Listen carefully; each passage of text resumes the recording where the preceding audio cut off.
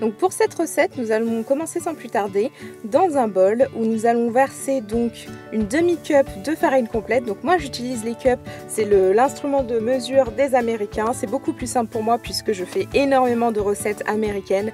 Donc ça je l'ai trouvé chez Carrefour, essayez de regarder ou même sur internet, vous pouvez trouver normalement assez facilement. Donc je vais mettre du coup une demi-cup de farine complète.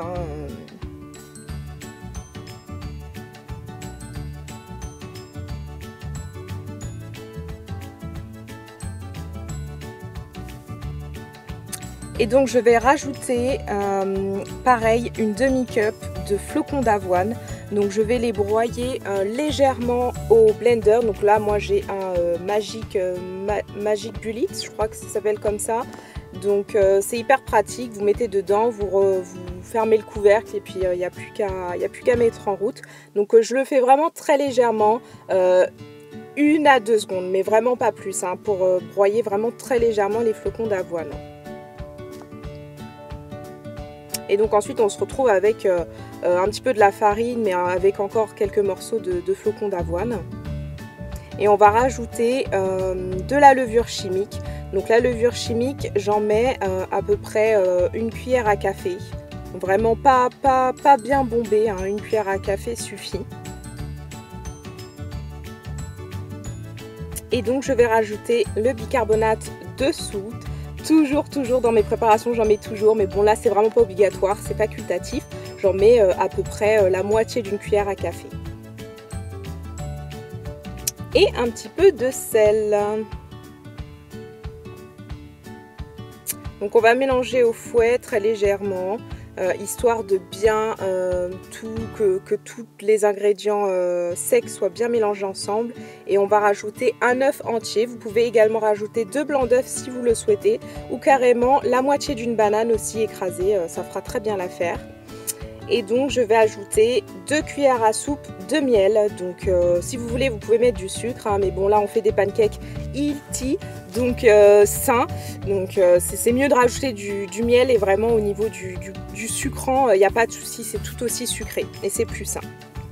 Donc là je vais prendre mon yaourt grec, donc j'achète des gros pots parce que j'en utilise énormément, et je vais mettre 2 cuillères à soupe. Donc là pareil, vous pouvez mettre comme vous voulez, de la crème fraîche, le yaourt de votre choix, mais moi c'est vrai que le yaourt grec j'adore ça, j'en utilise énormément, donc voilà.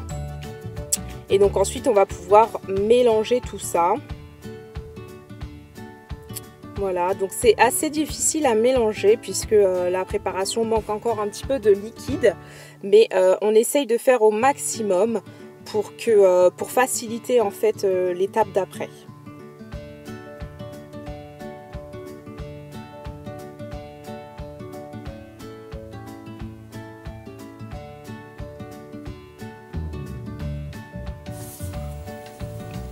Et donc je vais rajouter mon lait d'amande. Donc pareil, vous utilisez le lait de votre choix. Moi j'ai toujours du lait d'amande à la maison, mais vous pouvez utiliser du lait d'avoine, du lait de noisette, du lait de coco. Quoique le lait de coco sera peut-être un petit peu trop épais. Même du lait de vache si vous voulez. Moi j'essaye d'en consommer le moins possible du lait de vache. Donc du coup j'utilise le lait d'amande et je vais mettre l'équivalent en fait de 2 tiers. Donc en fait là c'est une cup qui fait 1 tiers. Donc je vais rajouter 2 fois 1 tiers de lait d'amande.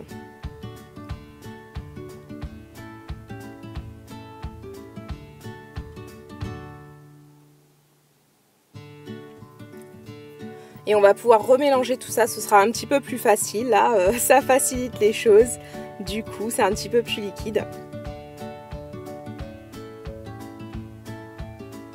Donc on mélange mais pas trop, hein. Juste un petit peu histoire que tout soit bien homogène, mais on n'insère pas de vent dans la préparation, c'est vraiment pas le but. Et là je vais rajouter la moitié d'une cuillère à soupe, j'en ai mis peut-être un petit peu trop, j'ai tendance à être toujours un petit peu excessive au niveau de l'essence d'amande, mais c'est vrai que j'adore ça. Donc sinon vous pouvez utiliser du sucre vanillé aussi si vous avez, ça fera très bien l'affaire, ou sinon ne pas en mettre du tout. Voilà pour la préparation, on a terminé. Et donc là je vais couper des petites tranches de banane que je vais mettre ensuite dans mes pancakes une fois qu'ils seront dans la poêle. C'est vraiment super bon, vous devriez essayer, c'est génial, moi je trouve ça vraiment super bon. Donc je coupe des petites tranches et je vais pouvoir commencer à faire chauffer mes pancakes dans la poêle. Donc j'ai pris une grande poêle, essayez de prendre des poêles qui ne sont pas creuses. Prenez des poêles qui sont bien plates, ça évitera que les pancakes aillent dans tous les sens, enfin que la pâte s'échappe dans tous les sens. Vous aurez comme ça des pancakes bien réguliers. Donc je mets un petit peu d'huile à l'aide d'un pinceau dans le fond de ma poêle et avec une cuillère, je vais pouvoir mettre ma pâte et former en fait des ronds. Donc vous voyez là, je mets un petit tas. Et en fait j'étale, c'est vrai que je cachais là avec le bol, je ne me suis pas rendu compte sur le moment. Mais vous voyez, vous mettez un tas et en fait vous posez la cuillère dessus et vous essayez d'étaler pour faire un rond au maximum. C'est comme ça que je fais, c'est très simple.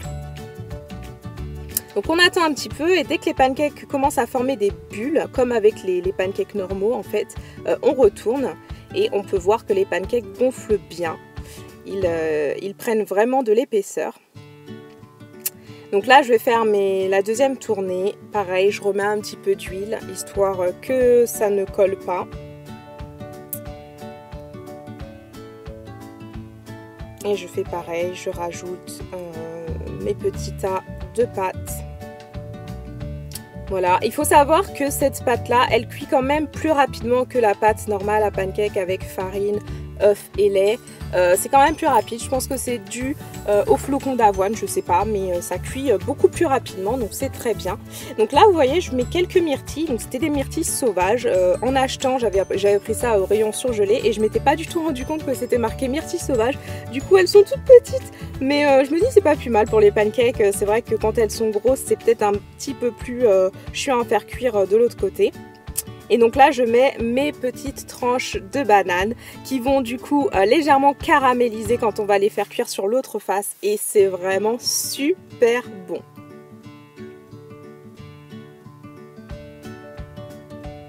Donc voilà, après disons 1 à 2 minutes, je vais pouvoir retourner les pancakes. En essayant de faire attention de ne pas les coller comme je viens de faire là. C'est un peu compliqué quand on en fait 2 par poêle, hein. Pour viser c'est pas très facile, mais bon je m'en sors plutôt pas mal. Donc ils sont bien dorés comme j'aime, bien gonflés. Et donc voilà, j'ai fait un dernier pancake qui n'est pas pour moi, celui-ci c'était pour mon chéri, je lui ai mis des pépites de chocolat, donc vous voyez vous pouvez vraiment varier, vous pouvez vous éclater, vous pouvez mettre des noix de pécan, tout ce que vous voulez, vraiment il faut se faire plaisir le matin, on mange healthy, mais on se fait quand même plaisir, pas de frustration.